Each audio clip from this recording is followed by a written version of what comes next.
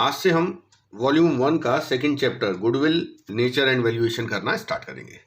देखिए, इसके न्यूमेरिकल्स करने से पहले मैं आपको थोड़ा गुडविल का बेसिक बता देता हूं कि क्या है। तो सबसे पहले तो हम समझे कि गुडविल का मीनिंग क्या है। Goodwill is an intangible asset. Intangible asset है। इंटेंजिबल क्यों है? क्योंकि इसका फिजिकल एग्जिस्टेंस नहीं होता है। which places an enterprise at an advantageous position due to which the enterprise is able to earn higher profit without extra effort। मतलब ये एक ऐसी एसेट है जो किसी एंटरप्राइज को ऐसी पोजीशन में पहुंचा देती है जिससे कि एंटरप्राइज हायर प्रॉफिट अर्न करने में कैपेबल हो जाता है without any additional efforts. Higher profit मतलब जो जिस इंडस्ट्री में हम हैं उस इंडस्ट्री का जो नॉर्मल रेट ऑफ रिटर्न है उससे ज्यादा प्रॉफिट अर्न करना। लेकिन ऐसा क्यों होता है? It is so because the efforts made in the past, कि पास्ट में आपके जो एफर्ट्स थे, आपने जो अच्छी सर्विस दी थी अपने कस्टमर्स को, उस वजह से कस्टमर आपके पास वापस लौट के आता है। For example, if the enterprise has rendered good service to its customers, customer will be satisfied from the quality of service which in all likelihood will bring them back to the enterprise। मतलब आप अगर अपने customers को regularly अच्छी service देंगे तो इससे क्या होगा, आपके कस्टमर्स बार बार लौट के आपके पास आएंगे and in turn the enterprise will achieve higher sales and thus higher profit. इससे आपकी सेल बढ़ेगी और ज़्यादा प्रॉफिट होगा। तो गुडविल एक इंटेंजिबल एसेट है। एक्चुअल में गुडविल क्या है? Goodwill nothing more than the probability that the old customer will resort to the old place. देखिए, ये डेफिनेशन इस का ही आप कह सकते हैं कि ये जो ऊपर हमने लिखा हुआ है ये मीनिंग, ये इसी को एक्सप्लेन कर रहा है, इस डेफिनेशन को, कि गुडविल क्या है? एक कस्टमर के द्वारा उसी प्लेस पर आने की प्रोबेबिलिटी को गुडविल कहा जाता है। तो द्वारा आने का मतलब ये है कि एंटरप्राइज ने अपने कस्टमर्स को अच्छी सर्विस प्रोवाइड की है।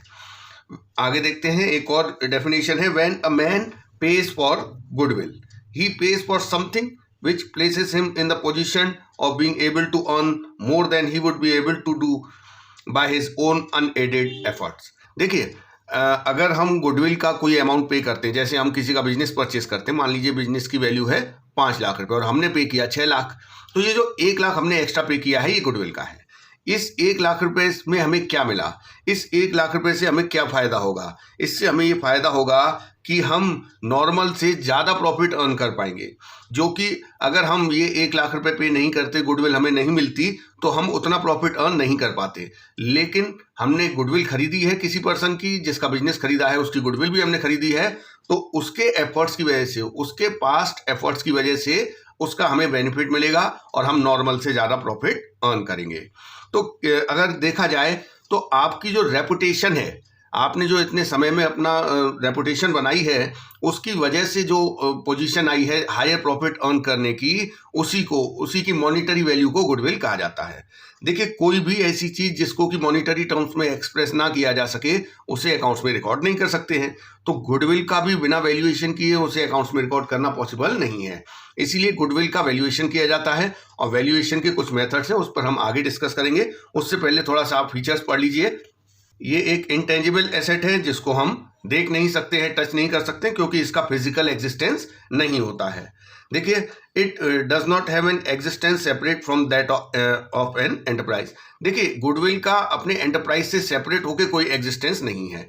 जैसे आप किसी का बिजनेस खरीदेंगे तो बिजनेस के साथ ही उसकी गुडविल भी आपको खरीदनी होगी। आप ये चाहें कि आप बिजनेस तो नहीं खरीदें सामने वाले का, लेकिन उसकी गुडविल आपको मिल जाए, ऐसा पॉसिबल नहीं है। गुडविल का एग्जिस्टेंस एंटरप्राइज के, संस्था के साथ ही होता है। इसकी कोई रियलाइजेबल वैल्यू नहीं है बिना बिजनेस के। बिजनेस बेचने पर ही गुडविल को रियलाइज किया जा सकता है। The value of goodwill is the subjective assessment of the valuer. देखिए, गुडविल का वैल्यूएशन करने का कोई साइंटिफिक मेथड नहीं है। वैल्यूअर अगर चेंज हो जाएगा तो हो सकता है गुडविल की वैल्यू भी चेंज हो जाए, क्योंकि गुडविल का जो असेसमेंट है वो सब्जेक्टिव नेचर का है, ऑब्जेक्टिव नेचर का नहीं है।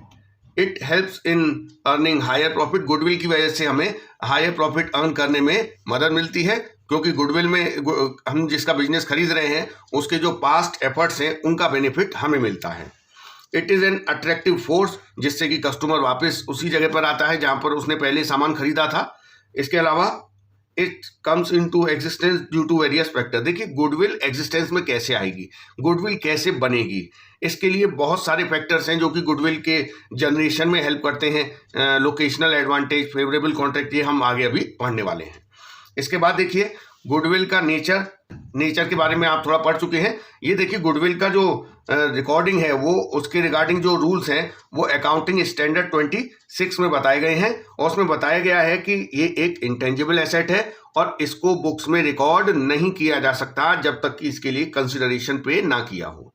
इसका मतलब अगर आप किसी का बिजनेस खरीदते हैं और उस बिजनेस को खरीदते समय आप गुडविल के लिए अमाउंट पे करते हैं, तो उस गुडविल को तो आप अपनी बुक्स में दिखाएंगे क्योंकि आपने उसके लिए कंसिडरेशन पे किया है। लेकिन अगर आपने खुद जनरेट की है गुडविल, किसी की गुडविल खरीदी नहीं है, अपनी मेहनत से, अपने एफर्ट से गुडविल जनरेट की है, तो उस गुडविल को आप अपनी बुक्स में नहीं दिखा सकते क्योंकि आपने उसके लिए चाहे कितनी भी मेहनत की हो लेकिन उसके लिए आपने पैसे पे नहीं किए हैं। इसीलिए सेल्फ जनरेटेड गुडविल को बुक्स में रिकॉर्ड नहीं किया जाता है। अब हम बात करेंगे कि गुडविल का वैल्यूएशन करने की कब जरूरत पड़ती है। देखिए गुडविल का वैल्यूएशन तब कब किया जाता है। सबसे पहले तो जब पार्टनर्स का प्रॉफिट शेयरिंग रेशियो बदलता है, क्योंकि जब पार्टनर्स का प्रॉफिट शेयरिंग रेशियो बदलता है, पार्टनर्स का फर्म के प्रॉफिट पर अधिकार बदल गया। इसका मतलब फर्म की गुडविल पर भी उनका अधिकार बदल गया है। जिस पार्टनर ने गेन किया है उससे गुडविल का अमाउंट लेकर उसको दे दिया जाएगा जिसने सेक्रीफाइस किया है। तो इस कंडीशन में हमें गुडविल का वैल्यूएशन करना पड़ेगा। इसके अलावा जब कोई नया पार्टनर फर्म में एडमिट होगा तब गुडविल का वैल्यूएशन किया जाएगा, क्योंकि जब वो एडमिट होगा तो वो दो अमाउंट लेकर आएगा, एक तो कैपिटल का और वो अपने हिस्से का गुडविल का पैसा लेकर आएगा, तो हमें उस वक्त फर्म की गुडविल का वैल्यूएशन करना पड़ेगा। जब कोई पार्टनर रिटायर होगा या किसी पार्टनर की डेथ होगी तो उस कंडीशन में भी गुडविल का वैल्यूएशन किया जाएगा, क्योंकि मरने वाले या रिटायर होने वाले पार्टनर को उसके हिस्से की गुडविल दी जाएगी। इसके अलावा अगर बिजनेस को बेचा जाएगा तो ऑब्वियसली उस वक्त तो हम गुडविल का वैल्यूएशन करेंगे ही, या फिर जब अमलगामेशन होगा। अमलगामेशन का मतलब होता है जब दो या दो से अधिक फर्म मिलके एक फर्म बन जाती है तो उसे कहा जाता है अमलगामेशन। तो उस कंडीशन में भी जितनी भी फर्म्स अमलगामेट हुई हैं उन सबका सेपरेटली गुडविल का वैल्यूएशन किया जाता है, ताकि जो अमलगामेटेड न्यू फर्म है उसमें गुडविल को रिकॉर्ड किया जा सके। अब हम बात करेंगे उन फैक्टर्स की जिनसे कि गुडविल जनरेट होती है। तो ऐसे कौन से फैक्टर हैं जो कि फर्म की गुडविल जनरेट करने में असिस्ट करते हैं। तो एफिशिएंट मैनेजमेंट अच्छा होगा, ऑब्वियसली सेल ज़्यादा होगी। मैनेजमेंट अच्छी पॉलिसीज बनाएगा, उससे कस्टमर्स को अच्छी सर्विस दी जा सकेंगी, सेल ज़्यादा होगी, प्रॉफिट ज़्यादा होगा, गुडविल जनरेट होगी। इसके अलावा लोकेशनल एडवांटेज, अगर आपका जो बिजनेस है वो अच्छी लोकेशन पर है तो ऑब्वियसली उससे आपके बिजनेस की रेपुटेशन पे, प्रॉफिटेबिलिटी पे इफेक्ट आएगा। आपके कॉन्ट्रैक्ट अच्छे हैं, सप्लाई के रिगार्डिंग और सेल के रिगार्डिंग आपके अच्छे कॉन्ट्रैक्ट्स बने हुए हैं तो उसका आपको बेनिफिट मिलेगा। लॉन्गर एस्टेब्लिशमेंट, आपका बिजनेस बहुत लंबे समय हो गया आपको बिजनेस करते हुए तो उसका बेनिफिट मिलेगा। आपके पास फेवरेबल पेटेंट है तो उसका आपको बेनिफिट मिलेगा। सप्लाईज पे एक्सेस, मतलब जो रॉ मटेरियल है उस पर आपका इजी एक्सेस है, आपको आसानी से रॉ मटेरियल अवेल हो जाता है। अच्छी क्वालिटी सप्लाई करना, मार्केट की सिचुएशन का भी गुडविल पे इफेक्ट आता है। अगर मार्केट अच्छा चल रहा है तो ऑब्वियसली प्रॉफिट ज़्यादा होंगे, गुडविल भी बढ़ेगी। और रिस्क, देखिए जितना ज़्यादा रिस्क होगा गुडविल की वैल्यू उतनी ही कम हो जाती है। जितना रिस्क कम होगा उतना आपका बिजनेस की गुडविल ज़्यादा होगी। बिजनेस का नेचर, आपका past performance, after sale service, customers के साथ आपके रिलेशन, लेबर रिलेशन, ये सारी चीज़ें हैं जो कि आपकी गुडविल के वैल्यूएशन पर इफेक्ट डालती हैं। अब हम बात करते हैं क्लासिफिकेशन ऑफ गुडविल, कि गुडविल कितने प्रकार की होती है। तो देखिए दो ही प्रकार की गुडविल है, एक है परचेस्ड गुडविल और एक है self generated goodwill. Purchased goodwill वो है जो कि आपने एक्वायर की है एक फर्म से, जिसको आपने खरीदा है और उसके बदले में आपने पेमेंट किया है, या तो कैश में पेमेंट किया या काइंड में। जैसे आपने किसी का बिजनेस खरीदा और purchase consideration is more than the value of net asset. Net asset क्या होता है? Asset minus liability.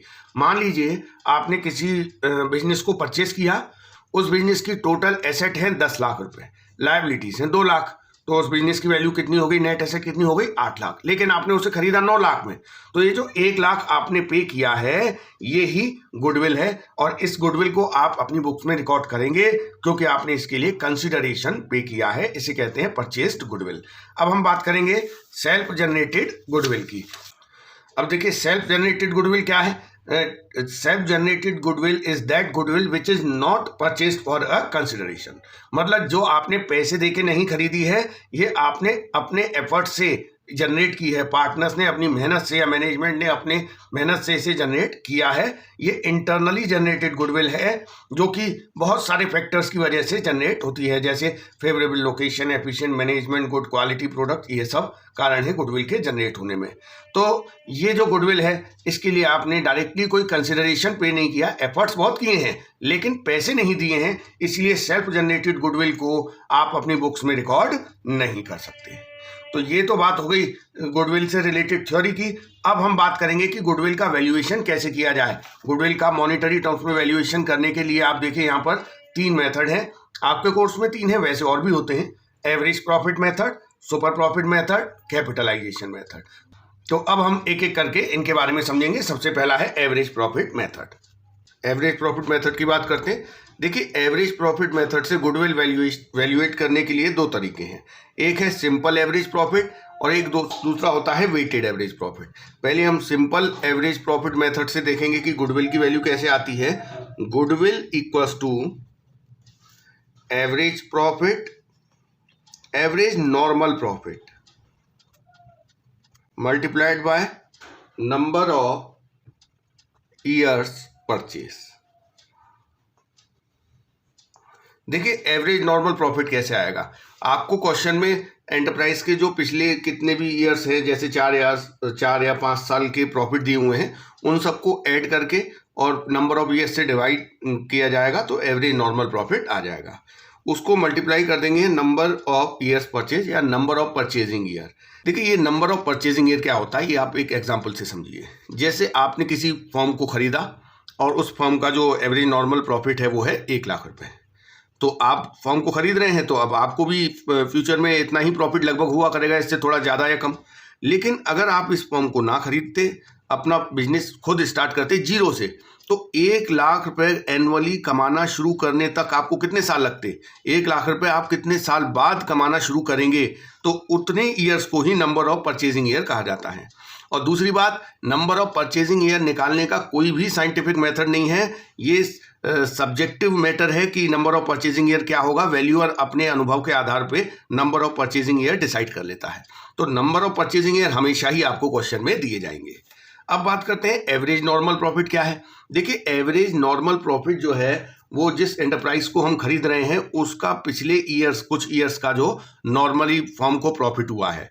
देखिए, जो नेट प्रॉफिट है उस नेट प्रॉफिट में हो सकता है कि कोई ऐसा भी प्रॉफिट शामिल हो जो कि रिकरिंग नेचर का ना हो, फ्यूचर में ना होगा, नहीं होगा ऐसा प्रॉफिट। अगर कोई ऐसा गेन या ऐसा इनकम नेट प्रॉफिट में इंक्लूड है जो कि फ्यूचर में नहीं हुआ करेगी, क्योंकि यहाँ पर एवरेज नॉर्मल प्रॉफिट हमें वो लिखना है जो कि फ्यूचर में होने वाले प्रॉफिट को रिफ्लेक्ट कर सके। अगर फ्यूचर में कोई ऐसा प्रॉफिट हमारे नेट प्रॉफिट्स में इंक्लूड है जो कि फ्यूचर में नहीं हुआ करेगा तो उसे हटा दिया जाएगा। तो एवरेज नॉर्मल प्रॉफिट कैसे कैलकुलेट करेंगे उसका मैं फॉर्मूला लिख देता हूँ। तो सबसे पहले जितने भी हमें नेट प्रॉफिट दिए हुए हैं, जितने भी ईयर्स के, इन सब नेट प्रॉफिट्स में कुछ एडजस्टमेंट करके हम नॉर्मल प्रॉफिट में उन्हें कन्वर्ट कर लेंगे। उसके बाद हम उन नॉर्मल प्रॉफिट्स का एवरेज निकालेंगे जो कि कहलाएगा एवरेज नॉर्मल प्रॉफिट। तो सबसे पहले हम लिखेंगे नेट प्रॉफिट। अब आप देखेंगे इसमें वो सारे एक्सपेंस और लॉस ऐड कर दिए जाएंगे जो कि फ्यूचर में नहीं होंगे। जो एक्सपेंस या लॉस फ्यूचर से रिलेटेड नहीं है, रिकरिंग नेचर के नहीं है, बार बार नहीं होते हैं, तो वो सारी चीज़ें ऐड कर दी जाएंगी। तो क्या क्या ऐड करना है वो मैं लिख देता हूं। तो एक तो एबनॉर्मल लॉस, क्योंकि वो बिजनेस का ऑपरेटिंग नेचर का लॉस नहीं है, ये तो कभी कभी एक्सीडेंटली हो जाता है, उस वजह से प्रॉफिट कम हो गया होगा नेट प्रॉफिट, इसीलिए हम उसे वापस ऐड कर रहे हैं ताकि हमें नॉर्मल प्रॉफिट पता चल सके। इसके अलावा loss on sale of fix asset, जैसे अब फिक्स एसेट बेचने पे लॉस हुआ है, अब ये बिजनेस का ऑपरेटिंग नेचर का तो लॉस नहीं है। इसके अलावा over valuation of opening stock,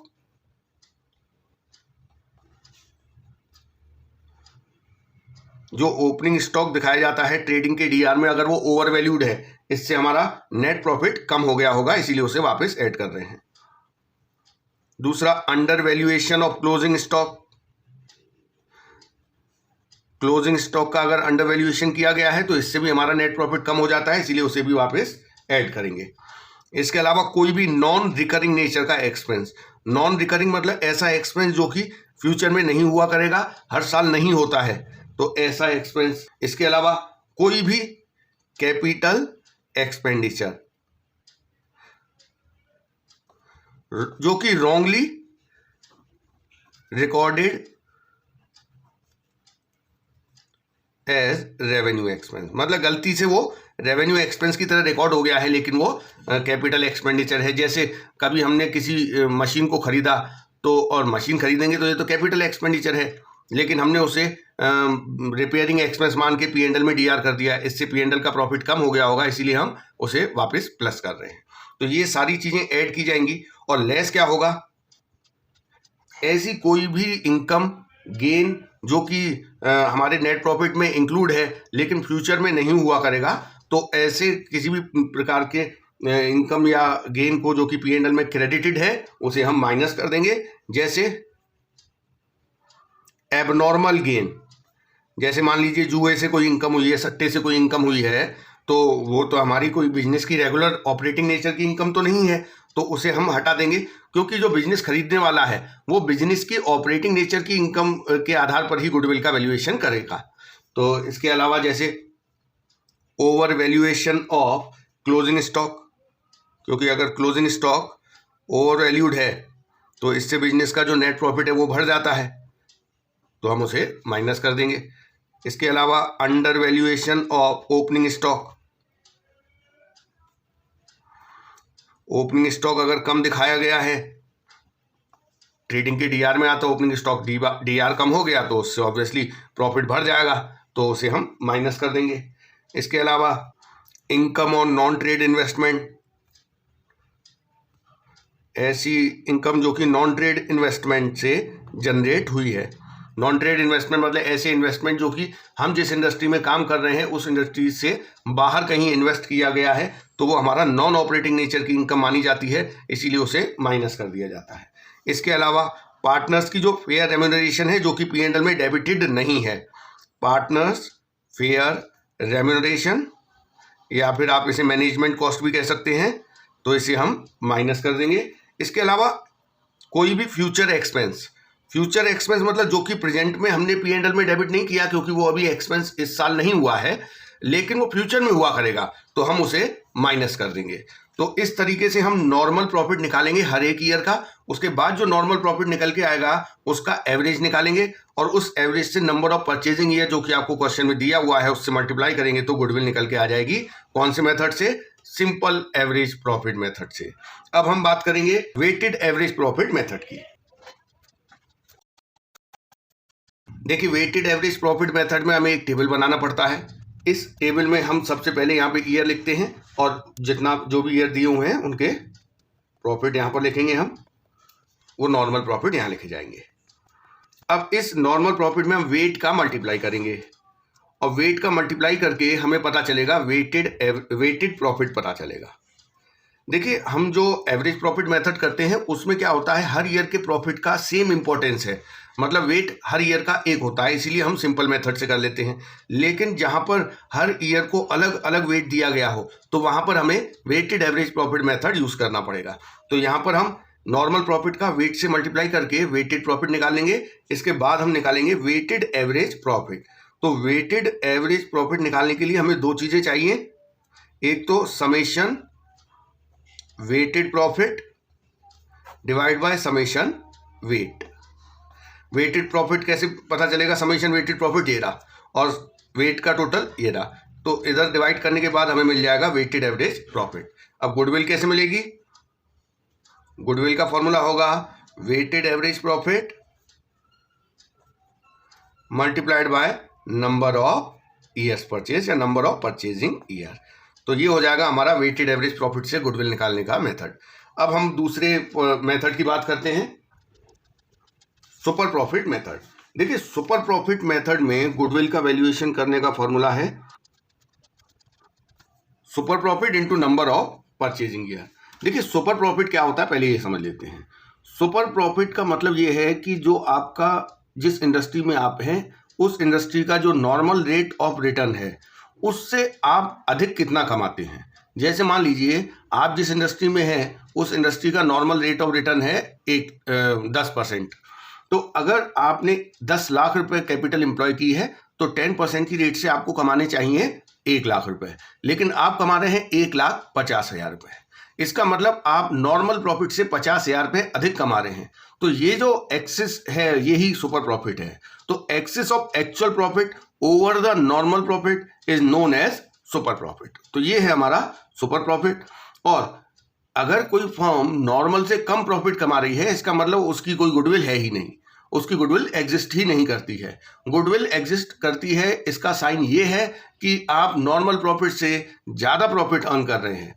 तो जो नॉर्मल से ज़्यादा वाला प्रॉफिट है उसी को सुपर प्रॉफिट कहा जाता है और उसी के बेस पर गुडविल का वैल्यूएशन किया जाता है। तो पहले हम देखते हैं भाई सुपर प्रॉफिट कैसे निकलेगा। तो सुपर प्रॉफिट का फॉर्मूला देख लीजिए। सुपर प्रॉफिट के लिए आपका जो एक्चुअल एवरेज प्रॉफिट है उसमें से नॉर्मल प्रॉफिट को माइनस कर दिया जाएगा, तो आपका सुपर प्रॉफिट आ जाएगा।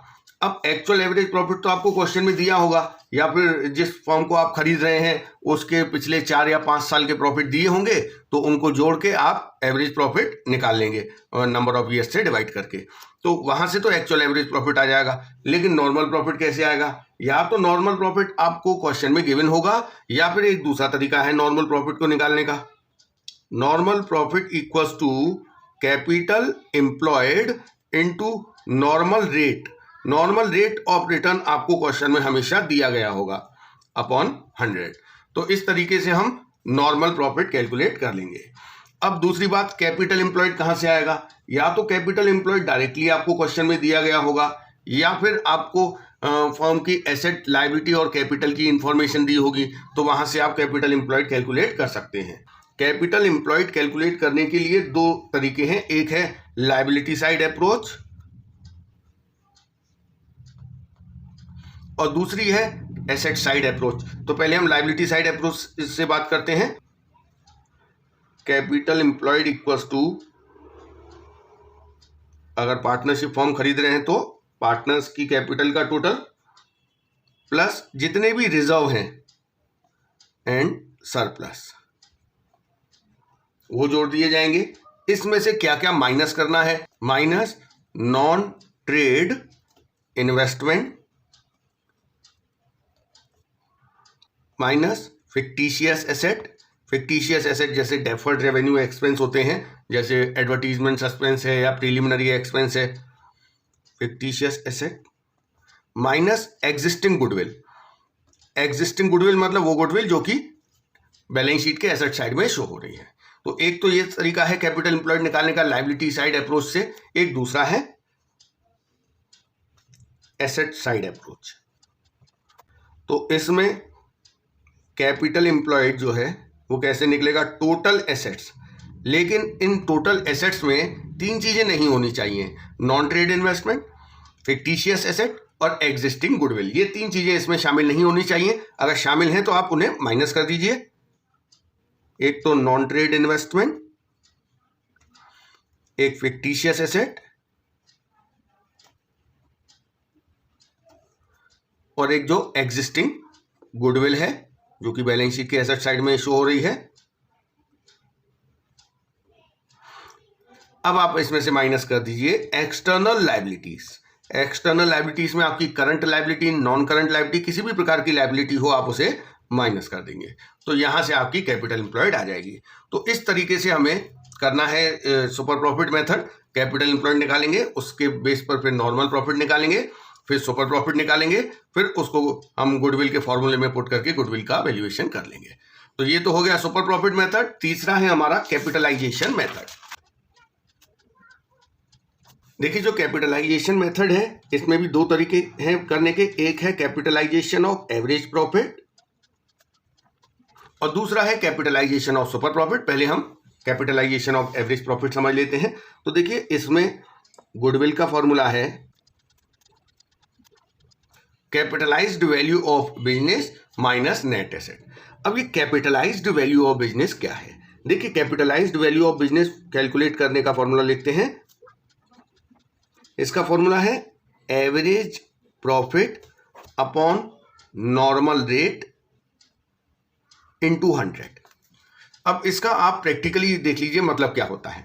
देखिए अगर किसी फर्म ने पूरे साल में 1 लाख रुपए अर्न किया है और जिस इंडस्ट्री में वो फर्म है उस इंडस्ट्री का नॉर्मल रेट ऑफ रिटर्न है 10%।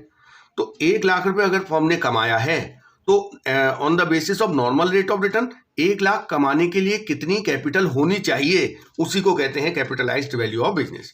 जैसे 1 लाख कमाया है, 10% हमारा नॉर्मल रेट ऑफ रिटर्न है, तो 1 लाख कमाने के लिए कैपिटल कितनी होनी चाहिए, 10 लाख रुपए।